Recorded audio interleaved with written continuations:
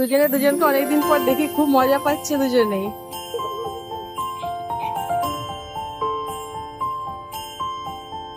আর ট্রেনে কিনেছিলাম জয়নগরের মোয়া, সেটাও সবাই মিলে খাচ্ছি।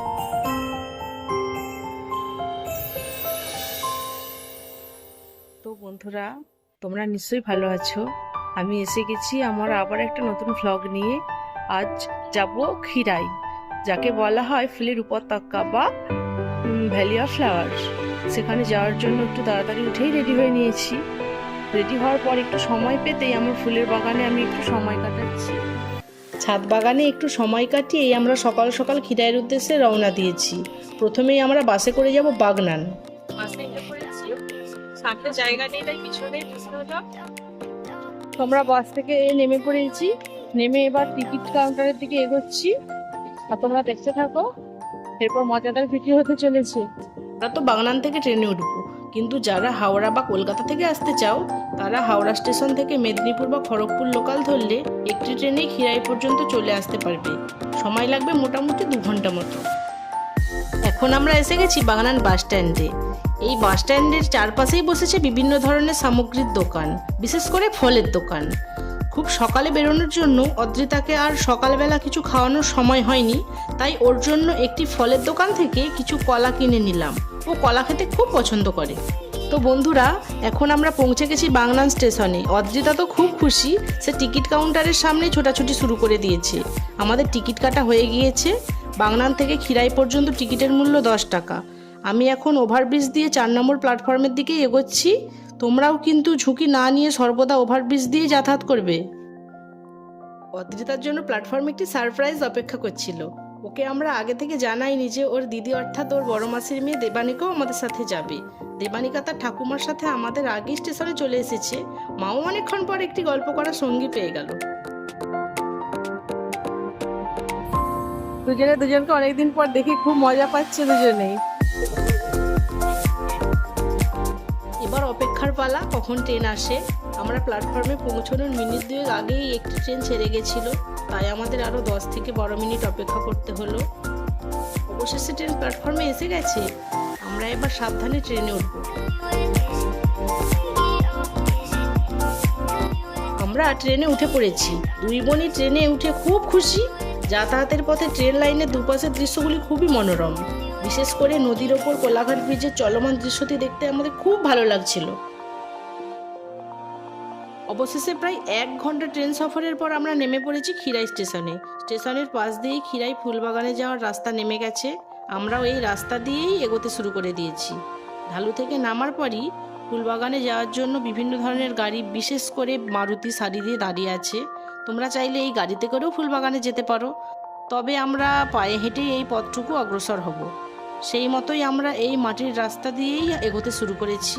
তোমরাও আমাদের সাথে চলতে থাকো আর ভিডিওটি শেষ পর্যন্ত দেখতে থাকো। তবে যারা পায়ে হেঁটে যেতে চাও তারা কিন্তু গাড়ির ধুলো খেতে প্রস্তুত থাকো। একটু পরেই আমাদের অবস্থা যে কী হবে তা আমরা এখন থেকেই বেশ বুঝতে পারছি। পথে যেতে যেতে খুব খিদে পেয়ে যাওয়ায় রাস্তার ধারে একটি জমির মধ্যে আমরা কাগজ পেতে খেতে শুরু করে দিয়েছি। বাড়ি থেকে কষা মাংস আর মুড়ি এনেছিলাম, আর ট্রেন থেকে কিনেছিলাম জয়নগরের মোয়া। আর হ্যাঁ, অদ্রিতার জন্য কিছুটা স্লাইস রুটিও ছিল। এগুলি দিয়েই আজ আমরা লাঞ্চটা সেরে নিলাম। খাওয়ার সময় 2টি কুকুর কাছেই ঘোরাঘুরি করছিল। আমাদের খাওয়ার শেষে ওদের জন্য কিছুটা খাবার রেখে দিলাম। খাওয়া দাওয়ার পর সমস্ত থালা ও কাগজ একটি কাপড়ের ব্যাগের মধ্যে ঢুকিয়ে আমাদের সাথেই নিয়ে নিলাম। এই সুন্দর পরিবেশটি আমাদের জন্য নোংরা হোক তা আমরা মোটেই চাইনি। তোমরাও এখানে এলে এখানকার পরিবেশটি যাতে পরিষ্কার পরিচ্ছন্ন ও দূষণমুক্ত থাকে তার কিন্তু খেয়াল রেখো।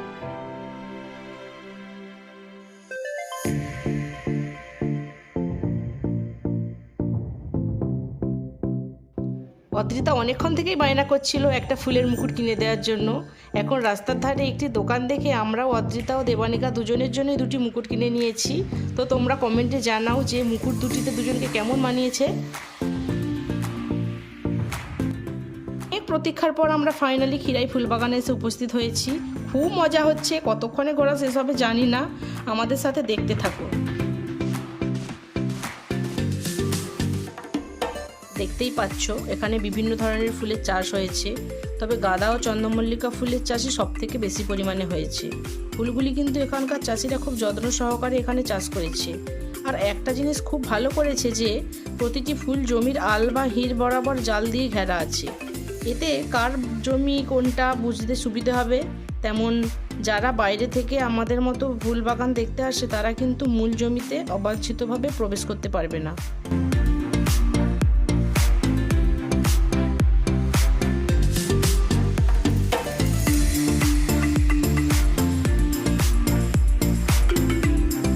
তোমরা যারা এখানে আসতে চাও তাদের কাছে অনুরোধ, তোমরা এখানে এসে সমস্ত ফুলের সৌন্দর্য উপভোগ করো, কিন্তু কখনোই ফুল তুলে বা ছিঁড়ে সেগুলি নষ্ট করবে না। কারণ এটি আমাদের কাছে নিছক বেরোনোর জায়গা হলেও এই ফুলগুলির ওপর কিন্তু নির্ভর করছে এই অঞ্চলের বহু চাষির জীবন ও জীবিকা। আর একটা জিনিস লক্ষ্য করলাম, ফুল চাষের মাঝে মাঝে কিছু চাষি বাঁধাকপি, ফুলকপি, ব্রোকলির মতো নানাবিধ সবজির চাষও করেছে।